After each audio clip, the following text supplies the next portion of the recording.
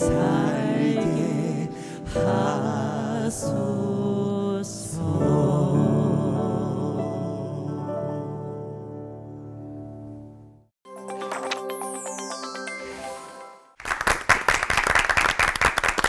주안에서 인사드립니다. 오늘은 질문으로 시작해 볼까 하는데요. 여러분은 예수님이 죽은 자 가운데서 다시 살아나신 것을 믿습니까? 아멘, 아멘, 아멘, 아멘. 네. 믿습니다. 자, 그렇다면 여러분 자신도 다시 살아나서 영생한다는 부활신앙을 갖고 있습니까? 아멘. 아멘. 근데 언제부턴가 이 한국교회와 또 우리들 신앙 안에 부활과 종말에 관한 이야기가 많이 사라졌다 이런 얘기가 있는데요, 목사님. 그게 사실일까요? 얼마나 멀어져 있나요, 지금? 네, 아마도 이제 그 이단들의 그 횡행 때문에 그러니까 재림에 대한 종말에 대한 이야기들이 이제 너무 이상한 그러니까 말해서는 안 되는 것 같은 상황이 돼버렸고요. 또 교회 강단에서 선포되는 메시지들도 세상적인 성공과 부유함에 이렇게 초점을 맞춘 설교들, 현실의 막 급급한 문제들에 대한 정책인 사안이든지 뭐 경제적인 사안이든지 이런 거에 대한 선포가 많이 되다 보니까 점점 재림이나 부활에 대한 그 선포가 약해지지 않나 그런 생각이 듭니다. 네. 그 멧돼지가 네. 저도 들은 얘기인데요. 예. 평생 땅만 보고 살아간대요. 쿡쿡쿡거리면서 뿌리 뽑고 진흙에서 뒹굴고 하늘을 한 번도 못 본다 그래요. 저 들은 얘기예요. 네. 근데 이제 한 번 볼 수 있는 기회가 있는데 늑대나 포식자한테 막 쫓기다가 올라갈 수 없는 나무를 막 올라가려다가 뒤로 자빠지면 하늘이 한 번 보인대요. 오늘날 우리 교회와 또 우리 저희들이 너무 이렇게 땅만 보면서 쿡쿡 이렇게 살다 보니까 한 번은 좀 뒤로 넘어져야지 부활도 보고 종말도 보고 네, 그렇지 않을까 생각이 듭니다. 네. 두 분 목사님 말씀이 맞는 말씀이고요. 네. 사실은 이 기독교에서 설명하기 어려운 부분 대단히 많습니다. 이렇게 아이들에게 설명하기도 어렵고 어른들에게도 어렵고 부활, 영생, 종말 인간의 논리적인 어떤 표현으로 설명하기 어렵지만 이건 다 체험의 영역인데 그러나 그럼에도 불구하고 설명을 또 설교를 많이 해야 됨에도 불구하고 어려워서 잘 안 하시는 것 같아요. 네. 오늘 아마 두 분 목사님께서 잘 풀어주실 줄 믿습니다. 세 분 목사님. 네. 신비로운 영역이기 때문에 더 설명해 주시기가 어렵지 않을까 싶은데요. 이 시대의 부활 신앙이 있고 없고가 어떤 차이가 있는지 아마 목사님들께서 정확하게 짚어주시지 않을까 싶습니다. 오늘 조동천 목사님이 처음으로 설교해 주시겠네요.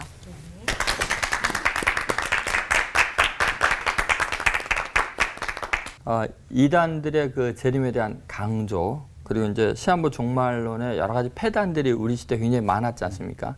그러다 보니까 기독교 신앙에 대한 그 회의가 많이 들게 되고 정통적인 교회들도 좀 이상한 사이비 집단같이 인식이 되는 그런 상황에서 또 재림에 대한 이야기를 한다는 게 되게 어려운 상황이 됐죠. 기성교회가 더구나 이제 세속화되어 가지고요. 세속적인 가치를 성경적인 가치보다 더 우선시하는 경향이 많이 생기게 됐어요.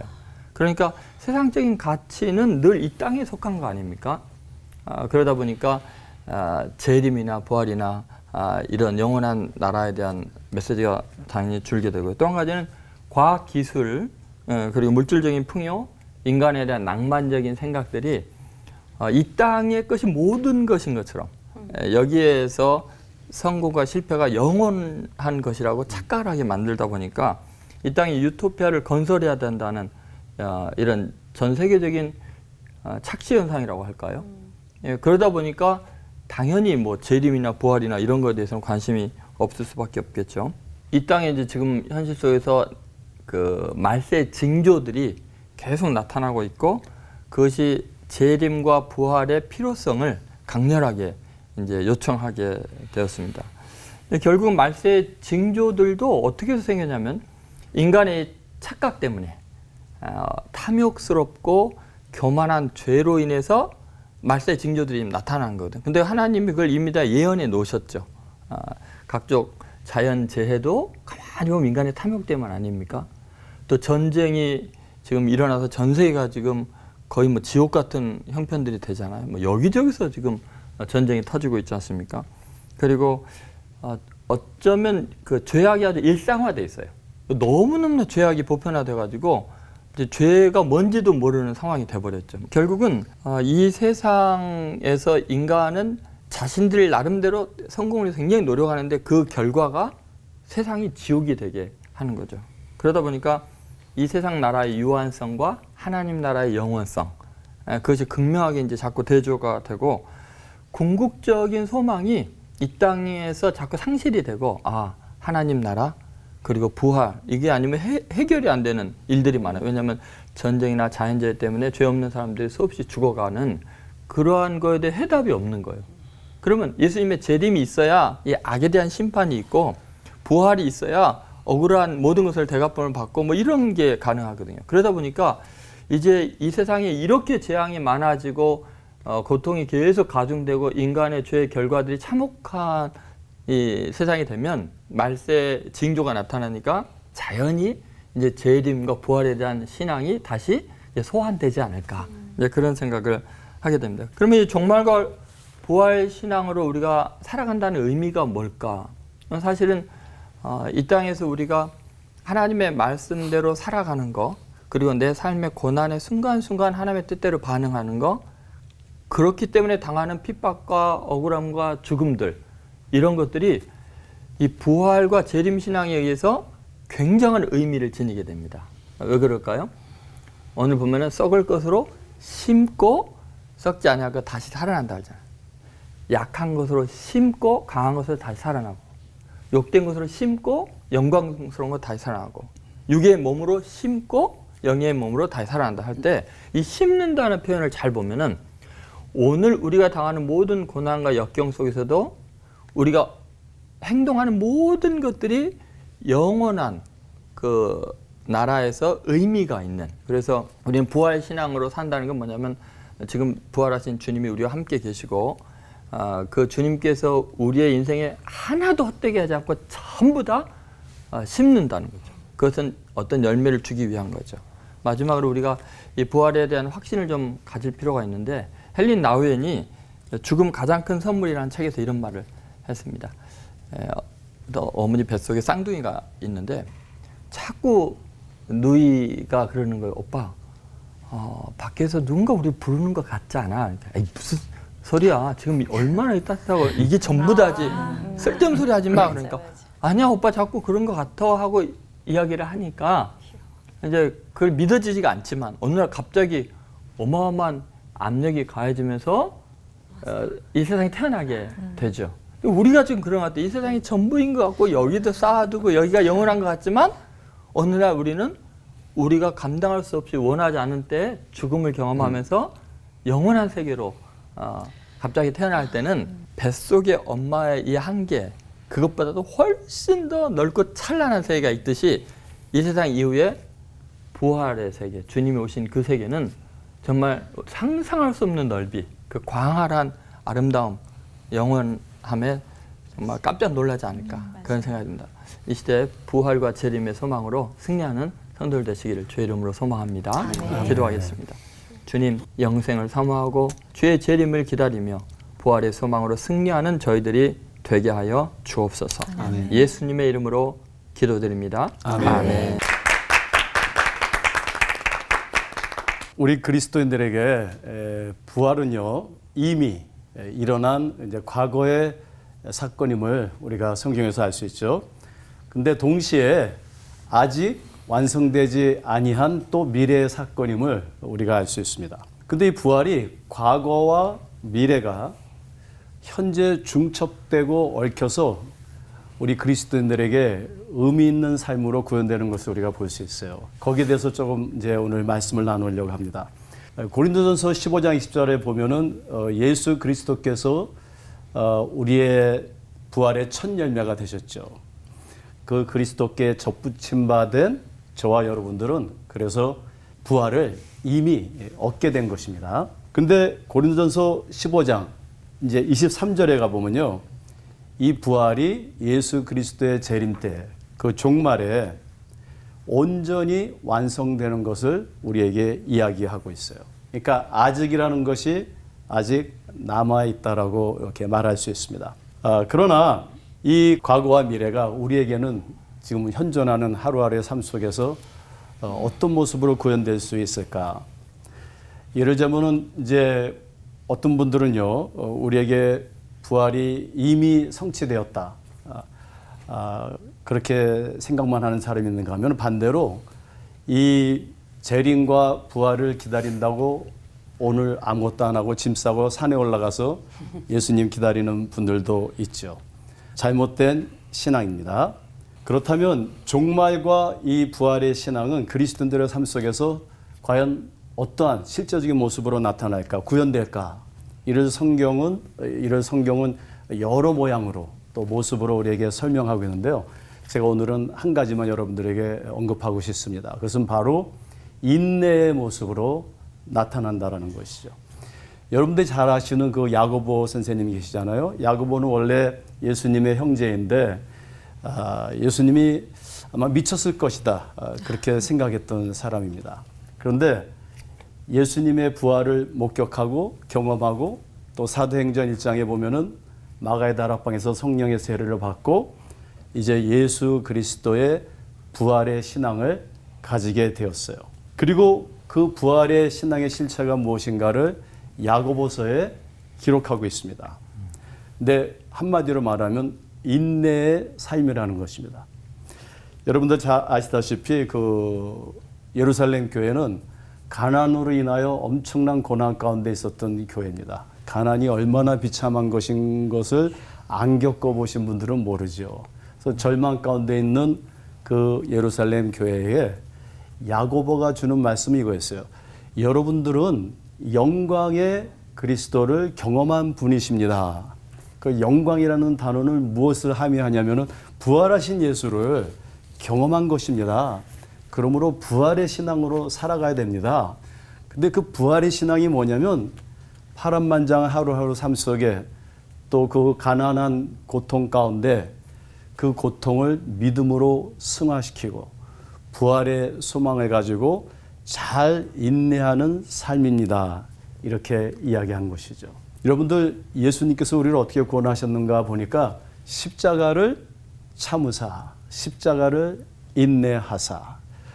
우리는 이 세상을 살아가면서 부활의 소망을 갖는다라는 것은 만사에 잘 참는 것입니다. 그죠?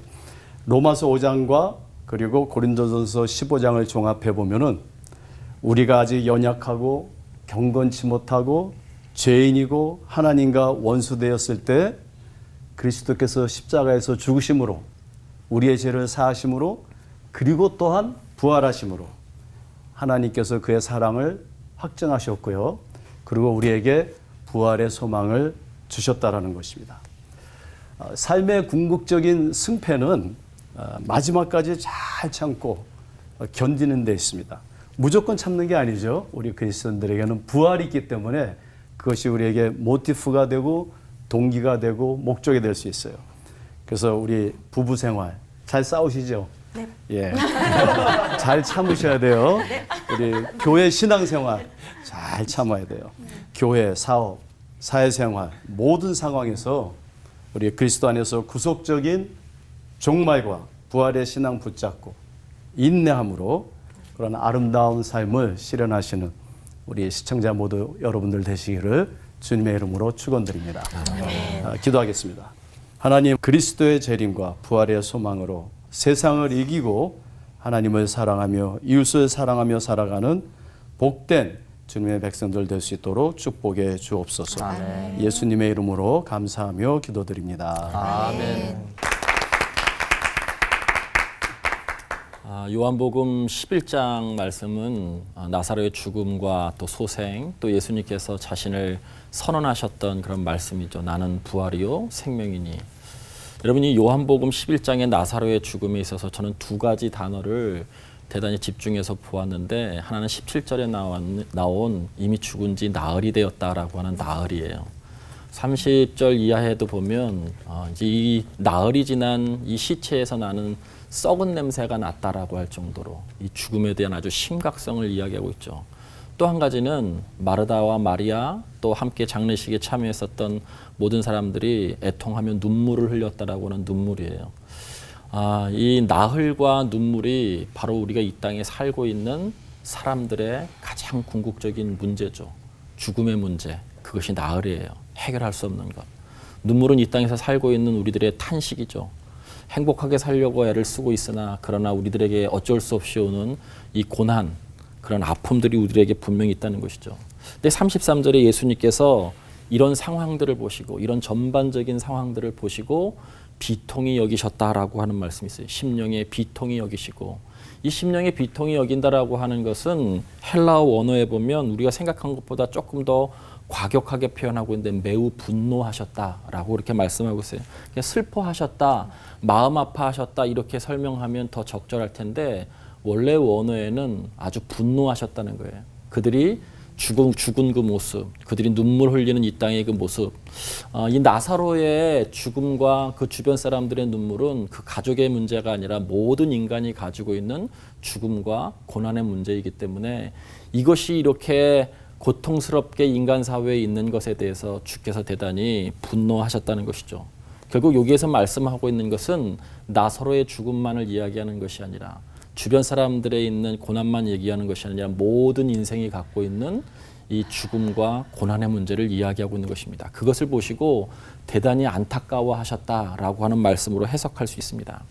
우리가 죽음을 해석할 수 없죠. 해결할 수 없죠.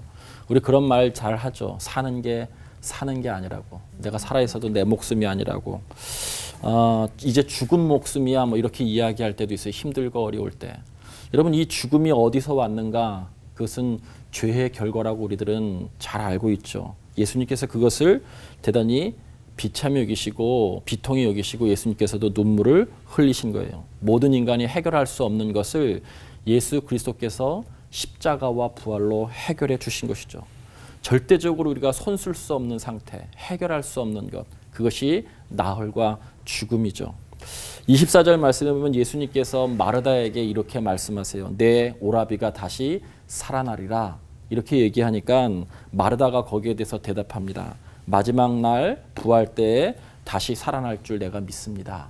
그랬더니 예수님께서 그때 비로소 자기 선언을 하세요.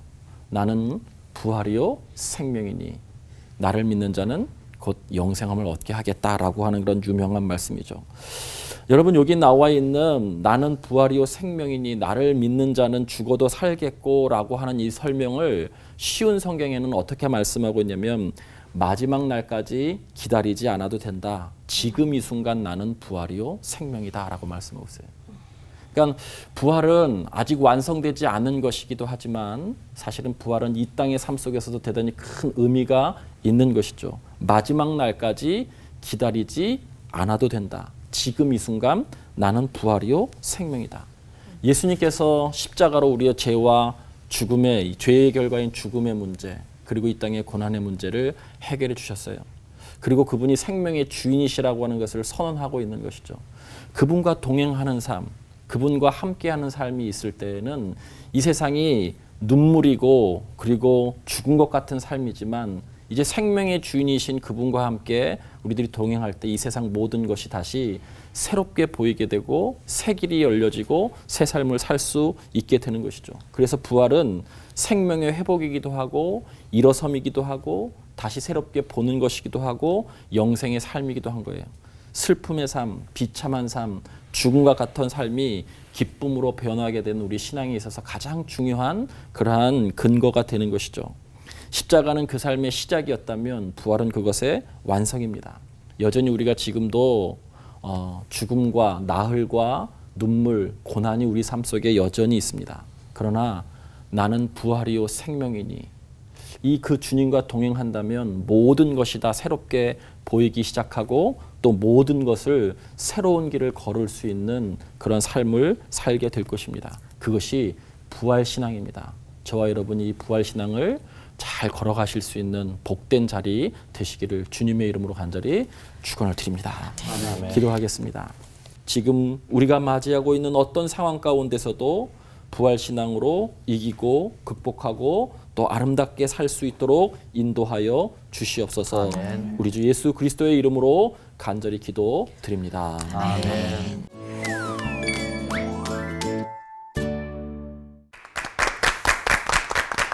정말 죽음이 끝이라면, 그리고 부활하신 예수님이 다시 오신다는 재림의 약속이 없었다면 이 헛헛하고 소망 없는 이 땅에서의 삶이 얼마나 아쉬울까 싶은 생각이 들었습니다. 천국 영생 궁금해하기만 하다가 죽음을 맞이하게 될 때 굉장히 두렵고 그럴 것 같아요. 많은 분들이 정말 세상살이가 세상 만사가 살아도 살아있는 게 아니다라고 생각하시는 분들이 많이 있으실 것 같아서 부활신앙이 현재 신앙이다라고 하는 게 사실 확 와닿지 않은 분들도 분명히 계실 거라고 저는 생각이 들어요. 그래서 부활신앙으로 오늘을 산다는 게 어떤 건지 좀 살맛나게 잘 설명해 주시면 저희들도 참 좋을 것 같습니다. 네. 네. 목사님입니다. 그 부활 신앙 할 때 이제 부활의 첫 열매는 예수님이시고 우리가 예수님을 믿는다는 건 지금 살아서 우리 가운데 역사하시는 그 주님의 임재를 의식하고 살아가는 삶이겠죠. 엠마오 마을로 가던 두 제자가 예수님이 동행하고 같이 식사를 하는데도 주님이 이제 몰아본 알아보잖아요. 것처럼 우리의 삶의 현장에서 매일 현실 속에 주님이 나와 동행하고 있다. 그렇게 그 믿음을 가져야 되겠죠. 그다음에 이 부활 신앙의 현재형이 굉장히 중요한 게 뭐냐면 현실 세계 속에서 당하는 고난과 억울함과 약함들이 다가 아니다. 땅에서의 일은 잠깐이고 장차 나타날 영광은 좋게 비교할 수 없다고 했기 때문에 현재 고난을 이기는 가장 실제적인 힘이 부활에 대한 신앙이라고 생각을 해요. 그래서 이 부활에 대한 신앙이 없으면 우리는 현실의 부조리에 대해서 해답을 찾을 수가 없거든요. 억울해서 살 수가 없고요. 그리고 사랑하는 사람과 이별이 부활 신앙이 아니면 해결이 안 돼요. 사별을 할 때 정말 믿는 사람들은요 담대하고요. 그 기대감과 소망을 가지고 그 임종을 맞거든요. 그 목회자로서 수없이 경험을 하는데 다른 쪽에서는 절망이잖아요. 영별이잖아요. 그렇죠. 근데 여기는 그 만남에 대한 기대가 있기 때문에 부활 신앙이 현실의 삶과 성공과 죽음과 모든 걸 해결하는 열쇠, 마스터 키가 아닌가 그렇게 생각합니다. 그 살아도 사는 게 아니라 스트레스로 이렇게 해서 머리가 다 빠졌습니다. 여러분들 그 성경에 살아도 사는 게 아니라는 그 문구가 어디 있는지 아세요? 있어요? 있죠. 전도서에 있어요. 그죠? 배 아래 모든 것이 헛되고 살아도 사는 것이 아니고 또 우리 할머니께서 매번 돌아가시 전까지 네. 한영아 고난이 싫으면 가서 묻혀. 인생은 고난이야 고난. 삶은 고난이야. 근데 전도서를 면밀히 보면은 사실 전도서의 주요 메시지는 암묵적으로 명시되는 메시지는 살아도 사는 게 아니라가 아니고 살아도 사는 게 아닌 삶 속에서 부활의 신앙을 가진 자들은 어떻게 살아야 되는가. 그게 사실은 메시지예요. 그래서 특별히 3장, 7장에 나와 있는데 한 세 가지로 요약할 수 있어요. 첫째는 우리 부활의 신앙을 가진 자들은 세상을 아름답게 보아라. 다 보이는 것보다 다 이제 보기 싫은 것들인데 우리 잠깐만 아름답게 볼 수 있어야 된다. 그게 부활의 신앙이죠. 그 두 번째는 선을 기쁨으로 행하라. 그러니까 우리가 선을 행할 때 낙심하지 말라 그랬는데 선의 어떤 그 결과를 바라는 게 아니라 부활의 신앙 그 결과를 우리는 종말론적으로 받을 거잖아요. 그러니까 선 자체를 기쁨으로 우리가 봉사하고 기쁨으로 사랑하라. 그리고 이제 마지막에 먹고 마셔라. 제가 제일 좋아하는 거예요. 어떤 상황에서도 중요하죠. 우울증에 걸리고 뭐 죽고 싶어도 절대로 죽지 말고 먹어야 돼. 먹어야 된다. 잘 드시죠? 그럼요. 예. 그래서 잘 살고 있죠. 네. 그래서 어느 교회 가서 이렇게 설교하고 돌아오는데 문자 메시지가 왔어요. 네. 목사님 오늘 설교 듣고 사실 오늘 제가 자살을 하려고 그랬는데 잘 먹고 잘 살겠습니다. 세상에. 먹고 마시고. 7장에 이제 결론이 있어요. 7장 14절에 보면 형통한 날에는 기뻐하고 좀 기뻐할 줄 알아야 돼요 우리가. 매일 찡그리고 살면 안 되고. 그리고 공고한 날에는 돌아봐라. 막 힘들 때 원망하고 원수 갚으려고 그러지 말고 힘들면 힘든 사람을 생각하고 오히려 그것을 긍정적으로 이렇게 생각하고 또 생각하라. 그렇게 살면 좋지 않을까 생각이 듭니다. 우리 교수님이 말씀하셨던 말씀 또 우리 목사님이 말씀하셨던 이 말씀을 한마디로 저는 그냥 이렇게 축약한다면 예수님께서 부활하시고 난 다음에 처음 제자들에게 찾아오셔서 평안이 너에게 있을지어다라고 2번 반복하셨거든요. 저는 그것이 평안이라고 생각해요. 그러니까 이 땅은 여전히 그러한 고난, 고통, 죽음의 문제, 우리들에게 있는 여러 가지 상황들이 있지만 주께서 부활하셔서 처음 찾아오셔서 제자들에게 2번을 걸쳐서 평안할지어다, 평안하뇨라고 이렇게 묻고 있죠. 그러니까 그분이 그것을 주시고 싶었던 것이죠. 그러니까 부활하신 주님께서 우리들에게 원하시는 것은 뭐냐면 이 땅은 나흘과 죽음이지만 생명의 주인인 나와 함께 동행하게 된다면 새롭게 보게 되고 새 소망을 살게 될 것이고 그러면서 성령을 받으라고 또 거기 말씀하고 있어요. 그러니까 주께서 우리들에게 성령을 통해서 성령 안에서 살 수 있도록 창세기 2장 7절에 말씀하고 있는 그 호흡 그것이 바로 오늘 여기 다시 이 요한복음 20장에 평안하라라고 하면서 주께서 성령을 받으라라고 하는 말씀과 거의 일맥상통한 그런 말씀인데 주께서 우리들에게 함께 하시는 그 절대적인 평안으로 나흘과 눈물이 있는 이 땅 속에서도 여전히 살아가라. 저는 그것이 이 세상을 부활신앙 속에서 새롭게 고난 가운데서 볼 수 있는 신앙이 아닐까, 부활신앙의 축복이 아닐까 그렇게 생각합니다. 평안해서 평안한 게 아니라 이 와중에도 평안을 유지할 수 있도록 유지해야 된다. 네. 맞아요. 이렇게 듣고 있으면 맞아 정말 축복이라고 알 것 같은데 네. 조동철 목사님께 질문을 한번 드려보도록 하겠습니다. 우리가 예수 믿고 이런 말씀 듣고 교회 믿어도 다녀도 부활 딱 내 신앙에 이렇게 딱 이렇게 몰입이 되지 않는 게 조금 사실이거든요. 그래서 왜 우리가 부활과 영생을 나의 신앙으로 받아들여서 이렇게 확신을 갖지는 못하는지 이런 분들 조금 찝어서 말씀해 주시면서 더욱더 잘 받아들일 수 있도록 설명 부탁드립니다. 그게 당연하고 자연스러운 겁니다. 왜냐하면 이제 부활의 실체를 우리의 눈으로 보지 본적은 못했잖아요. 없으니까. 네네. 그다음에 죽었다 다시 살아나고 부활해갖고 그 경험하고 만난 사람들을 우리가 이렇게 피부로 이렇게 접촉한 적이 별로 없잖아요. 그리고 우리는 내가 관심 있는 거에만 관심을 기울여요. 그러니까 내가 보고 싶은 걸 보고 듣고 싶은 걸 듣기 때문에 부활에 대한 엄청난 외침과 증거와 표적들을 하나도 인식 못하고 지금 지나가고 있는 거예요. 그래서 하나님께서 우리에게 이 부활에 대해서 현실적으로 느끼는데 가장 중요한 게 뭐냐면 그래서 믿음이죠. 내가 가을이 되면은 잠자리 막 잡았던 생각이 나요. 마당에 가득한 걸 그 쌀이 빗자루 이렇게 잡으면 막 손가락 10손가락 끼고 그래도 더 열심히 이렇게 잡고 그래도 생각이 나요. 근데 어느 날 과학책을 보면 제가 깜짝 놀란 거예요. 잠자리의 유충이 잠자리가 아니라는 거예요. 잠자리가 어렸을 때 잠자리가 아니었다는 거예요. 물속에 물벌레요. 하늘을 나는 잠자리를 하나님이 만드시는데 물속에 물벌레로 시작하게 하셨어요.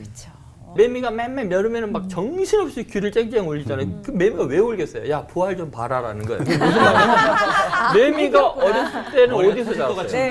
부활. 그게 뭐예요? 땅 속에서 7년을 살았거든요. 곰뱅이로. 우리가 맨날 말하는 곰뱅이로. 맞아요. 그러면 처음부터 하나님이 하늘날 매미를 안 만들고 왜 곰뱅이를 만들어가지고 어느 날 보면 이렇게 나무 한 1m 높이로 그 매미 형상으로 올라가죠. 그 투명한 껍질들이 흙이 묻은 대로 있잖아요. 그럼 뭐예요? 이게 다가 아니고 땅에 기는 게 아니라 봐라. 하늘을 나는 존재로 홀연히 바뀌는 거죠. 그럼 나비를 보세요. 꽃보다 아름다운 나비의 원래 출발은 어디예요? 애벌레잖아요.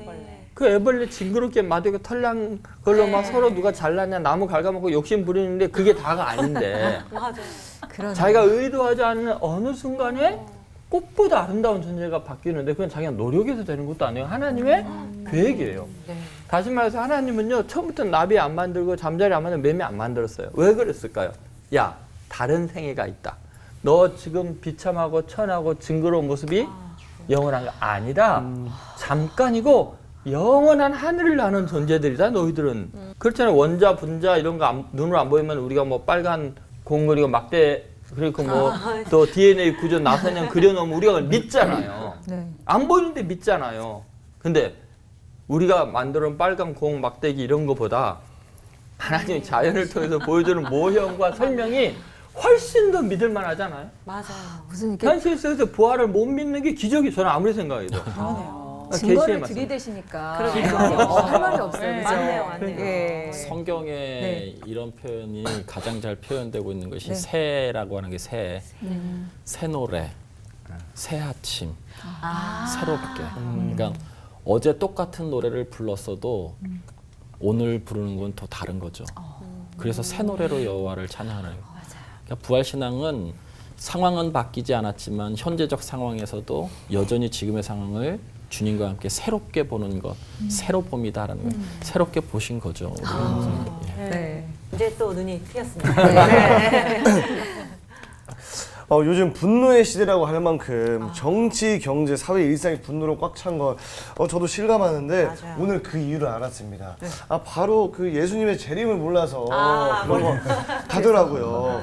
그래서 예수님의 재림을 믿는다면 인내도 쉽지 않을까요, 이한희 목사님? 그러니까 이제 정신건강의학에서는 이제 이 분노의 출발점이 어디냐 그러면은 그릇된, 잘못된 그 자아 중심성이라고 그래요. 그러니까 정체성의 문제죠. 그래서 이렇게 보면은 우리가 굉장히 이제 과다한 열등 의식이나 아니면 또 우월성이나 피해 의식을 가지면 이제 분노하잖아요. 그래서 저는 우리 그리스도인들은 올바른 정체성을 가지면은 그 분노를 극복할 수 있고 또 인내할 수 있는데 그것이 뭐 다름 아닌 예수 그리스도의 정체성이죠. 예수 그리스도의 모델이 되는데 예수님의 그 모든 속성 중에 제가 항상 가장 좋아하는 건 인내예요. 왜냐하면 저는 그 예수님께서 십자가를 참으셨다라는 거. 근데 히브리서에 보면 어떻게 참으셨느냐?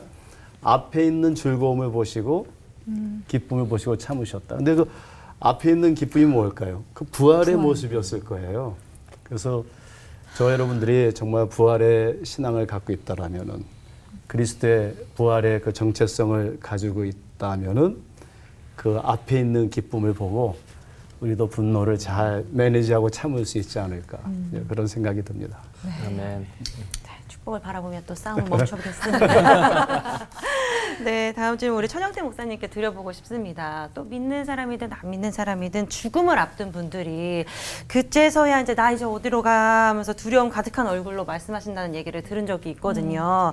혼자 된 것 같고 이제 두렵고 뭐 끝난 것 같고 이런 마음들. 근데 천영태 목사님, 우리가 나이 들수록 죽음의 목전에 갈수록 부활 영생을 오히려 기뻐하면서 천국 갈 수는 없을까? 그런 방법이 있을까? 한번 질문 드려봅니다. 저는 이게 두 가지 한자적인 단어를 좀 이렇게 생각하면 우리들에게 도움이 될 것 같은데 하나는 소천이라고 하는 것이고 하나는 소명이라고 하는 거죠. 왜 두려웠냐면 돌아갈 곳이 없기 때문에 두려운 거죠. 소천이라고 하는 것은 하늘에서 불렀다라고 하는 것이죠. 이제 하늘로 다시 돌아가는 거예요. 돌아갈 곳이 명확하게 있다라고 하는 믿음을 갖게 되면 이 땅의 삶의 자세가 절대적인 평안과 또 기쁨 가운데 돌아갈 곳이 있기 때문에 저는 분명히 있다라고 그렇게 믿어져요. 고린도서 5장 이하에도 보면 우리의 장막집, 유체의 장막집이 무너지면 하나님께서 손수 지으신 집, 영원한 집이 있다고 말씀하고 있거든요. 집으로 계속 설명하잖아요. 우리가 이 땅에서 세 가지 집 위에서 살죠. 하나는 하우스에서 살아요. 튼튼한 집, 뭐 시설이 잘 되어져 있는 집. 근데 아무리 그런 고래등 같은 집에서 산다 할지라도 그 안에 스위트 홈, 아름다운 가정, 행복한 가정이 없으면 그 큰 집이 오히려 더 힘들 수가 있죠. 이 땅을 살면서 그 두 집을 갖지 못했다 할지라도 마지막 헤븐, 천국을 갖지 못하면 아무 소용이 없는 거죠. 그러니까 다 H로 3H 그죠. 하우스, 홈, 그다음에 헤븐이라고 하는 것이죠. 이 세 가지를 소유한 사람이 진짜 행복하지만 설령 이 땅을 살아갈 때 앞에 두 가지를 소유하지 못했다 할지라도 마지막 헤븐을 소유한 사람은 돌아갈 곳이 있기 때문에 행복한 사람이다. 또 한 가지는 소명이에요, 소명. 사람이 왜 책에도 있지만 죽을 때 후회하는 뭐 몇 가지 이런 거 있죠. 왜 후회하냐면 소명, 하나님께서 명령하신 것을 제대로 실현하지 못했기 때문에. 사실은 전 그것 때문에 돌아갈 때 후회한다라고 생각해요. 하나님께서 이 땅에 보내실 때 보내신 그런 어떤 명령이 있는데 그 명령을 완수하지 못하는 삶이었기 때문에 후회를 하는 것이죠. 근데 가장 근원적인 후회는 결국에 하나님의 명령을 잘 수행하지 못한 후회들이죠. 돈을 못 벌어서 뭐 누구와 어디 여행을 못 가서 이런 것들은 근본적인 후회가 아닌 것 같아요. 정말 소천, 소명이라고 하는 단어만 잘 생각해봐도 우리들에게 부활의 신앙과 관계가 있고 이 땅에서 평안할 수 있다라고 하는 생각이 듭니다. 부활 신앙을 갖는다는 게 우리가 미래에 대해서 생각하는 시간인 줄 알았는데 오늘 이 땅에서 우리가 어떻게 살아야 되는지에 대한 이야기를 더 정신나게 해주시는 그런 시간인 것 같습니다. 그럼에도 부활 이후로 우리가 아직 경험하지 못했기 때문에 궁금해지는 게 더 많이 있거든요. 그런 궁금증들을 모아서 한 번의 질문을 좀 드려볼까 합니다. 다 같이 외치면서 시작해 볼게요. 목사님, 진짜 궁금해요. 목사님들 핵심만 정확하게 말씀해 주시면 감사하겠습니다. 검사 이한영 목사님, 부활신앙으로 살면 예수님 재림 때 심판 없이 천국 가나요? 우리 성경에 보면은 예수님의 재림과 관련해서 두 가지를 이야기하고 있어요. 예를 들자면 마태복음 24장에 보면 그날은 구원받는 날이에요. 좋은 날이죠. 근데 또 데살로니가후서 1장에 가보면은 그날은 또 심판을 받는 날이에요. 이제 그 구원과 심판의 날이 같은 날인지 아니면은 뭐 순서대로 이렇게 오는 건지 거기에 대해서는 많은 신학적 논쟁이 있어요. 분명한 거는 종말론적인 심판이 있고 종말론적인 구원이 있는 것이죠. 주님의 재림의 날에. 그러면 이제 구원의 기준이 무엇이냐? 뭐 우리 다 아시다시피 그건 철저하게 하나님의 은혜가 기준이에요. 어떤 행위도 아니죠. 근데 좀 역설적인 것은 그러면 심판의 기준은 무엇이냐? 우리 행위대로 심판을 받는 거예요. 그러니까 이거 분명히 은혜로 구원 받는데 또 우리 행위대로 심판을 받아요. 그렇다면 우리 그리스도인들, 즉 은혜로 이미 부활의 신앙을 가지고 이미 구원을 받은 우리는 이 두 가지를 어떻게 적용해서 살아야 될까 굉장히 혼란스러워하는 분들이 많아요. 이미 다 구원받았는데 또 무슨 심판이 있냐. 우리 아신대학교 총장이신 정홍렬 교수님이 조직신학 교수님이세요. 그래서 제가 이거 고민하다가 어저께 밤 11시에 전화를 드렸어요. 왜 깨우냐고. 내일 여기 올포원 가는데 그래서 나도 몰라서 뭐라고 얘기할지 모르겠다고. 네. 명답을 주셨어요. 네. 부활의 신앙을 믿는 우리 그리스도인들, 재림의 신앙을 믿는 우리 그리스도인들은 행위로 심판받을 것처럼 긴장하며 살아야 합니다. 그러나 은혜로 구원받은 것을 믿어야 합니다. 명답을 주셔서 잠 깨운 그 보람이 있습니다. 정답 찬스를 쓰셨네요. 예. 네. 전화 찬스 통과. 네. 두 번째 질문 조동철 목사님 드려보겠습니다. 예수님의 부활로 부활 신앙이 생긴 건가요? 그럼 부활 전에는 어떤 신앙을 가져야 했을까요? 종말 신앙이었나요? 네. 그 질문 원래 사실 이제 구약 학자가 해야 되는데 저한테 잘하셨어요. 하지 마세요. 왜냐하면 그 구약을 해석할 때 가장 정확한 해석은 이제 신약을 통해서 구약을 해석할 때 예수 그리스도 중심으로 해석이 가능한데 히브리서에 보면 이제 구약의 부활 신앙에 대한 해석이 정확하게 나와 있어요. 히브리서 11장 17절에서 19절에 보니까 한번 들어보세요. 우리 믿음의 조상이잖아요. 믿음의 모델인데 자, 아브라함은 시험을 받을 때 믿음으로 이삭을 드렸으니 그는 약속을 받은 자로 돼 그 외아들을 드렸느니라. 무슨 말이냐면 이삭은 약속을 받은 자인데 이삭 바치려니까 그 약속의 자손을 바친 거고요. 근데 왜 바쳤냐면 그에게 이미 말씀하시기를 내 자손이라 칭할 자는 이삭으로 말미암으리라 하셨으니 분명히 하나님이 너 자손은 이삭을 통해서 이제 후손이 번성할 거라 그랬는데 그거 바치라 그랬잖아요. 그러면 아브라함이 머뭇거리지 않고 바치죠. 그가 하나님이 능히 이삭을 죽은 자 가운데서 다시 살리실 줄로 생각한지라 비유컨대 그를 죽은 자 가운데서 도로 받은 것이니라. 자, 아브라함이 외아들 이삭을 바칠 수 있었던 이유가 뭐냐?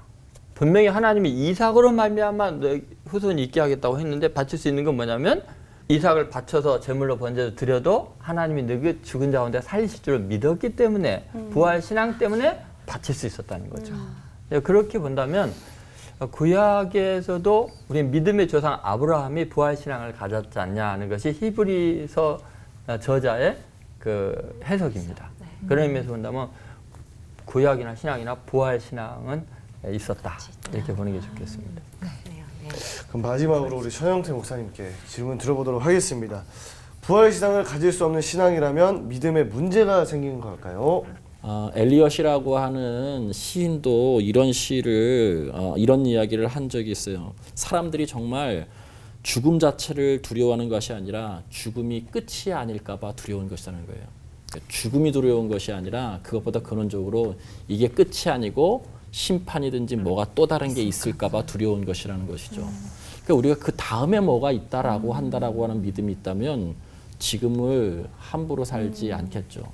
지금의 억울함도 있어요. 고린도서 아까 말씀드렸던 5장에 보면 우리가 여기 있어 탄식하문이라고 말씀하고 있거든요. 여기 있어 탄식하문. 이 땅은 여전히 탄식이 있어요. 탄식. 이 탄식을 사실은 해결해 주실 수 있는 분도 주님이에요. 우리 이 땅에서 사실은 남모르게 흘리는 눈물 많이 있거든요. 근데 이 땅에 어떠한 신도 어떠한 그런 잡신들도 천상에서 대접만 받으려고 하지 인간의 눈물을 닦아주는 신은 없어요. 오직 주님만이 우리의 눈물을 닦아주시죠. 우리와 동행하고 함께 하시고 이겨내게 하시고 그럴 때 새롭게 새 삶을 시작할 수 있는 것이죠. 저는 그래서 그 신앙을 가지고 있지 않다면 이 땅을 믿음으로 살 수 있는 근거가 사실은 없기 때문에 명확하게 문제가 있다라고 그렇게 말씀드리고 싶습니다. 거기 좀 보태자면 이제 바오 사도께서 고린도전서에서 아주 분명하게 명시하신 것 같아요. 15장에서 그죠? 만약에 부활이 없다면은 믿음도 복음도 헛되고 믿음도 헛되고 이것을 전하는 우리가 다 거짓말쟁이다. 이렇게 얘기했죠. 예. 심지어 가장 불쌍한 자리. 가장 불쌍한 우리 다 불쌍해요. 15장 다 있어요. 고린도 전서 15장이 부활장이에요. 부활장. 그래서 부활에 대해서 궁금하면은 네. 그걸 읽어보면은 15장. 너무 자세히 나와 있죠. 네. 뭔가 막연한 게 있었어요. 근데 오늘 세 분 목사님들 이야기를 이렇게 들으면서 굉장히 구체적이고 실제적이고 또 오늘 이 자리에서 적용할 수 있는 이야기들을 하고 있는 것 같습니다. 맞아요. 어디 가서도 물어볼 수 없었던 이 부활과 영생 올포원의 세계라고 계시죠. 자, 이제 우리 신앙생활의 방향을 정하고 어떻게 삶으로 살아내야 될지 그 문제만 좀 남은 것 같아요. 네, 이 세상에는 다시 오실 주님 이제 부활 신앙으로 바라보면서 이렇게 정말 끝까지 소망으로 잘 살아내는 우리 고수분들이 있는 걸로 알고 저도 조금씩 이렇게 보기도 했습니다. 네. 우리의 삶의 인생의 고난의 연속이라고 해도 과언이 사실은 아님에도 불구하고 그분들의 얼굴 심지어 그분들도 막 병이나 이런 고난의 길을 통과하시면서도 얼굴은 계속 해처럼 빛났던 분들 목사님들 아마 주변에도 또 이렇게 그런 분들이 계실 줄로 아는데요. 그분들의 삶의 모습들을 좀 들려주시겠습니까? 저는 정말 책 선전이 아니고 명자 누나, 예, 우리 누나예요. 네. 우리 누나는 뭐 임신 3개월, 첫 3개월 때 이제 임신 동시에 그 육종이라는 암덩어리가 이 허리뼈하고 엉덩이뼈로 펴지면서 뼈를 생뼈를 다 부시고요. 그리고 또 모든 신경 조직을 막 긁어먹고 뭐 그 아픔과 그 고난은 말로 표현할 수 없습니다.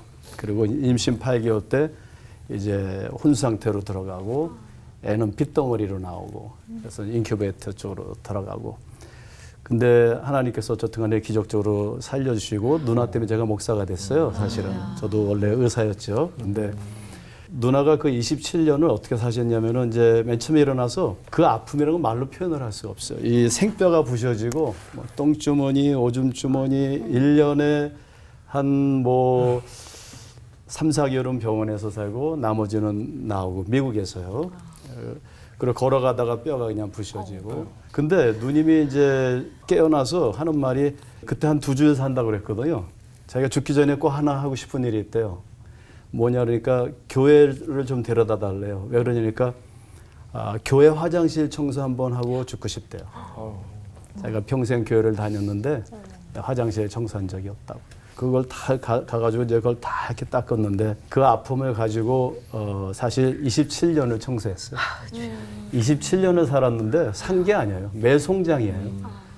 그렇지만 움직일 수만 있으면 가서 이웃 도와주고 통역해주러 다니고 사람들 섬기고 교회 가서 봉사하고 움직일 수만 있으면 주말에 꼭 가서 매형하고 가서 그 화장실을 청소했어요. 그 힘이 어디에서 왔을까? 항상 누나가 그랬어요. 부활의 소망.